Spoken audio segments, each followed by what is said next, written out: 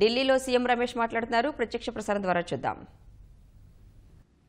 YCP ఎంపీలు chief election commission కలవడం, వారు వెళ్ళి వచ్చిన తర్వాత 5 నిమిషాలకే బీజేపీ నాయకులు వెళ్ళి కలవడం, అంటే కలిసిపోతే మీడియాకు దొరికిపోతామని వాళ్ళు వెళ్ళిన తర్వాత వీళ్ళు వెళ్ళడం, అక్కడ ఇచ్చిన కంప్లైంట్లో ఏదైతే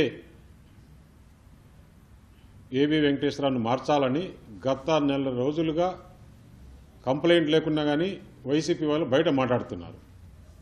కేవలం ఏమంటే ఆయన అదే సామాజిక వర్గానికి చెందిన వ్యక్తి అని.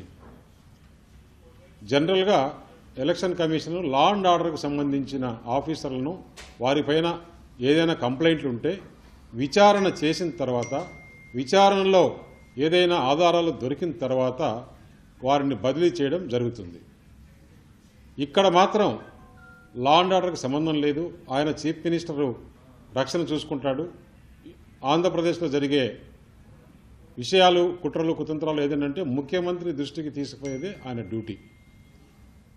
ఇక్కడ ఇంతవరకు భారతదేశ చరిత్రలో ఏ ఎలక్షన్ కమిషన్ కూడా ఇంతవరకు ఇంటెలిజెన్స్ వాళ్ళని మార్చిన దాఖలాలు లేవు. ఇక్కడ ఎందుకు కడప ఎస్పీ పైన ఇంతవరకు ఎవరు కూడా, ఏ రాజకీయ పార్టీ కానీ ఏ వ్యక్తి కానీ కడప ఎస్పీ పైన ఒక చిన్న కంప్లైంట్ లేదు. ఆయన బయట రాష్ట్రానికి సంబంధించిన ఐపీఎస్ డైరెక్ట్ రిక్రూట్ వచ్చిన ఆయన పైన కంప్లైంట్ లేకుండా ఇప్పుడు కడప జిల్లాలో ఏదైతే వివేకానంద రెడ్డి హత్య వెనకల ఎంక్వైరీ జరుగుతుందో, ఇన్వెస్టిగేషన్ జరుగుతుందో, ఆ ఇన్వెస్టిగేషన్ టైంలో ఈ మాదిరి ఆల్ ఆఫ్ సడన్ ఆ జిల్లా ఎస్పీని మారుస్తే ఆ ఇన్వెస్టిగేషన్ ఎలా కంటిన్యూ అవుతుంది? ఆ ఇన్వెస్టిగేషన్లో వారికి సంబంధాలు ఉన్నాయి కాబట్టే ఏమాత్రం ఒక చిన్న కంప్లైంట్ కూడా లేకుండా, ఎందుకంటే మనం చూసాం ఏదైతే వివేకానంద రెడ్డి డాక్టర్ సునీత ఫస్ట్ రోజు ప్రెస్ మీట్లో ఏం మాట్లాడింది. ఎవరు కూడా దీని గురించి బయట ఏమి మాట్లాడవద్దు, నిష్పక్షపాతమైన ఇన్వెస్టిగేషన్ కావాలి, మీడియా వారు కానీ రాజకీయ నాయకులు కానీ ఇంకెవరైనా కానీ మాట్లాడితే ఇది తప్పుదారి పడుతుంది అని ఫస్ట్ రోజు ప్రెస్ మీట్లో ఆమె ఏం మాట్లాడిందో ఒకసారి గమనించాలి. దాని తర్వాత ఆమెను ఏ విధంగా ప్రాంప్టింగ్ చేసి హైదరాబాద్లో ఏ విధంగా మాట్లాడిచ్చారు, ఢిల్లీలో ఏ విధంగా మాట్లాడిచ్చారు, మళ్ళీ ఈరోజు ఏ విధంగా మాట్లాడిస్తున్నారు అనేది మనం గమనించాలి. ఎక్కడ కూడా కడప ఎస్పీ పైన ఏ రాజకీయ పార్టీ కూడా చిన్న కంప్లైంట్ లేదు. వీరు నిన్న సాయంకాలం పోవడము, రిప్రజెంట్ చేయడము, దాని తర్వాత బీజేపీ నాయకులు పోవడము, మన ఆంధ్రప్రదేశ్ సంబంధించి వారు రిప్రజెంట్ చేయడము, ఒక 10 నిమిషాలకే ఆర్డర్స్ రావడం అంటే ఇన్ని రోజులు వైఎస్ఆర్ పార్టీ, బీజేపీ, టీఆర్ఎస్ కుమ్ముక్కైందని అనుకున్నాం. ఇప్పుడు ఈ పాత్రలో ఎలక్షన్ కమిషన్ కూడా కలుపుకున్నారు. ఇంకెక్కడ కాన్స్టిట్యూషన్ ఉంది, ఎక్కడ ధర్మం ఉంది, ఎక్కడ న్యాయం ఉంది? ఈ విషయంలో చాలా సీరియస్గా తీసుకుంటున్నాం. ఇప్పుడు మేము ఎలక్షన్ కమిషన్ అపాయింట్మెంట్ అడిగాం. మన రవీంద్ర కుమార్, జూపూడి ప్రభాకర్ కూడా వస్తున్నారు. రాత్రి బయలుదేరి వచ్చాం. ఇప్పుడు ఎలక్షన్ కమిషన్ పై రిప్రజెంట్ చేస్తాం, న్యాయ పోరాటం కూడా చేస్తాం. ఏ విధంగా ఇప్పుడు అఫిడవిట్ తయారు చేసి ఇప్పుడు హైకోర్టులో కానీ సుప్రీంకోర్టులో కానీ వేసేదానికి కూడా రెడీగా ఉన్నాం. ఈ మాదిరి ఎలక్షన్ కమిషను ఇంత అధర్మంగా ఏ విచారణ లేకుండా ఒక భయభ్రాంతులను చేయాలా, ఆంధ్రప్రదేశ్లో ఎలక్షన్ సక్రమంగా జరగకుండా చేయాలి అనే ఉద్దేశంతో చేస్తున్నారు. కడప ఎస్పీది అయితే మరి వారి కుటుంబానికి సంబంధించిన విషయాలు ఎక్కడ బయటకు వస్తాయి, అఫీషియల్గా వస్తాయి అనే ఉద్దేశంతో ఆ విచారణ నీరుగార్చడానికి, ఆ ఇన్వెస్టిగేషన్ నీరుగార్చడానికి ఈ కార్యక్రమానికి మొదలుపెట్టారంటే అసలు ఇంకా భారతదేశంలో ఎలక్షన్ జరుగుతాయా? మొత్తం భారతదేశానికంతా కూడా ఈరోజు నిన్న ఏదైతే ఎలక్షన్ కమిషను, వైసీపీ, బీజేపీ కుంభకై ఈ డ్రామాలు ఆడుతున్నారో ఇదంతా యావత్ భారతదేశానికి కూడా తెలియజేస్తామని తెలియజేస్తూ, కడపలో మాత్రం విచారణలో బయటకు వస్తాయి, విచారణలో జరగకుండా జాప్యం చేయాలని ఒక పక్క సిబిఐని కోరడం, ఒక పక్క కోర్టులో వేయడం, ఒక పక్క సున్నితమ్మతో రోజుకొక ప్రెస్ మీట్ పెట్టించడం, ఆ ప్రెస్ మీట్లో కూడా రోజు ఒక విషయాలు కొత్తగా ఆమె చెప్పింది. ఎవరు మాట్లాడొద్దు, నిష్పక్షపాతమైన ఆఫీసర్లు చేస్తారు, దాన్ని బయట రావాలా, మేము చనిపోయి బాధపడుతున్నాం, ఇంకా ఇలాంటి మాటలు ఎవరు మాట్లాడొద్దని. దాని తర్వాత మాట మార్చి ఇంకో రకంగా మాట్లాడడం, దాని తర్వాత మళ్ళీ ఇంకా కొన్ని మాటలు యాడ్ చేయడం. అంటే ఎక్కడికి పోతుంది? వివేకానంద రెడ్డి చనిపోయింది వాళ్ళ ఇంట్లో, క్లీన్ చేసింది వాళ్ళు, అక్కడ సాక్ష్యాలు లేకుండా చేసింది వాళ్ళు, ఇది కత్తిపోటు అయితే గుండెపోటుగా చిత్రీకరించింది వాళ్ళు. ఇన్ని రకాల డ్రామాలు ఇస్తుంటే ఆంధ్రప్రదేశ్ ప్రజలు గమనిస్తున్నారు. ఇటువంటి ఫ్రాక్షన్ మెంటాలిటీ, ఇటువంటి చరిత్ర ఎవరికి ఉంది అనేది ఆంధ్రప్రదేశ్ ప్రజలకు బాగా తెలుసు. దాంట్లో భాగంగానే ఎలక్షన్ కమిషన్ అడ్డు పెట్టుకొని కడపలో ఏదైతే సాక్ష్యాలని ఆ సాక్ష్యాలను తారుమారు చేసే విధంగా ఈరోజు కడప ఎస్పీని చిన్న కంప్లైంట్ కూడా లేకుంటే అతనికి ఎక్కడే కానీ ఒక చిన్న మచ్చ కూడా లేదు, ఒక చిన్న ఇన్సిడెంట్ జరిగింది లేదు. ఎందుకు ఎలక్షన్ కమిషన్ను కడప ఎస్పీని మార్చాలనుకున్నారు?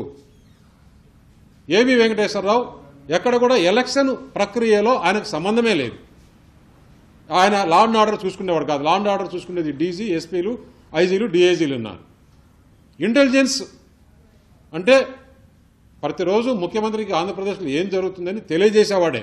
ఆయన యాక్షన్ తీసుకునేవాడు కాదు, ఇంకొకటి కాదు. ముఖ్యమంత్రి భద్రత చూసుకునేవాడు. ముఖ్యమంత్రి ఈరోజు క్యాంప్ ఎక్కడ పోతున్నాడు, అక్కడ ఎవరెవరిని ముందుగా డెప్యూట్ చేయాలి, ఎవరైనా కుట్రలు చేస్తున్నారా ఏంటి అని ఆయన ప్రాణాన్ని జాగ్రత్తగా చూసుకునేదానికే ఇంటెలిజెన్స్ ఐజీ ఉన్నప్పుడు ఎందుకు ఆయన్ని ఇంతవరకు భారతదేశ చరిత్రలో ఎక్కడ లేని విధంగా ఈ మాదిరి చేయడం ఎలక్షన్ కమిషన్ కూడా ప్రభుత్వంతో కొమ్మక్కైందని ఈ విషయంలో తేట తెల్లమైంది.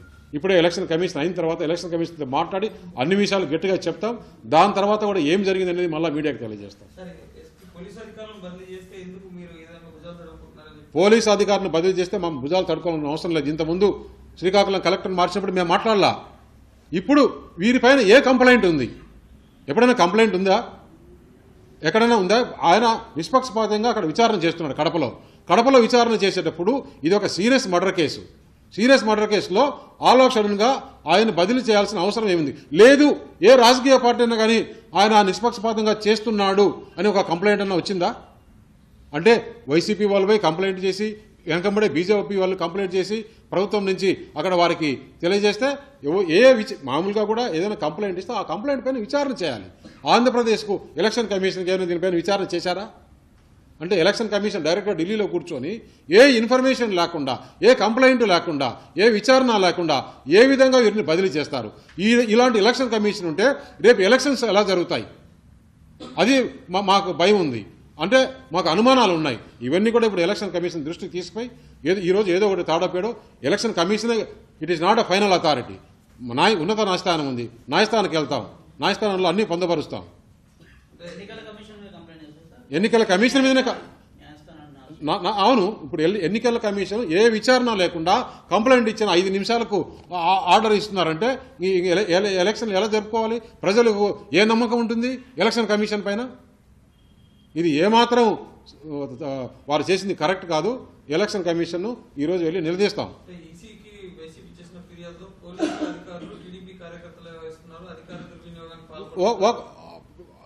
అని ప్రతి ఒక్కరు కూడా చెప్పొచ్చు. అపోజిషన్ పార్టీ చెప్తాయి. ఎలక్షన్ కమిషన్ ఉండేది ఎందుకు? విచారించాలి. ఒక థర్డ్ పార్టీతో విచారించు, లేకపోతే మీరు విచారించు. అక్కడ ఆంధ్రప్రదేశ్లో ఎలక్షన్ కమిషన్ ఉంది, వారి దగ్గర నుంచి ఏమైనా రిపోర్ట్ తీసుకున్నావా? ఏ రిపోర్ట్ లేకుండా, ఏ విచారణ లేకుండా ఏ విధంగా చేస్తారు? వాళ్ళు మాకు ఎప్పుడు కూడా ఫ్రీ అండ్ ఫెయిర్ ఎలక్షనే కావాలి. ఎందుకంటే ప్రజలు మా వైపు ఉన్నారు. ప్రజలు మా వైపు ఉన్నప్పుడు ఫ్రీ అండ్ ఫెయిర్ ఎలక్షన్ కావాలని నేషనల్గా కోరుకుంటాం. ఒకవేళ ప్రజలు ఇవన్నీ గమనిస్తున్నారు, వారు ఓడిపోతామనే ఉద్దేశంతో ఈ మాదిరి ఎలక్షన్ కమిషన్కి దగ్గరికి వచ్చి రోజు వచ్చి పిటిషన్లు పెట్టడము, లేకుంటే అధికారులు బెదిరించడము. ఐఏఎస్లు బెదిరించలేదా జగన్మోహన్ డైరెక్ట్గా? వీసారెడ్డి బెదిరించలేదా? ఇప్పుడు ఈ మాదిరి చేస్తే ఎలక్షన్ ఏ విధంగా చేయాలి? ముఖ్యంగా దీంట్లో ఉండేది ఏంటంటే కడప జిల్లాలో వివేకానంద రెడ్డి పులివెందుల జరిగిన హత్యకి ఆధారాలు సేకరించే ప్రక్రియలో దీన్ని ఆలస్యం చేయాలి, ఎలక్షన్ల వరకు పోస్ట్పోన్ చేయాలి. ఈ ఆధారాలు బయటకు రాకూడదు. ఏదైతే విచారిస్తున్నారో ఈ విచారణ బయటకు రాకూడదు అనే ఉద్దేశంతో ఈరోజు చేయడం జరిగింది. తప్పకుండా అడుగుతాం.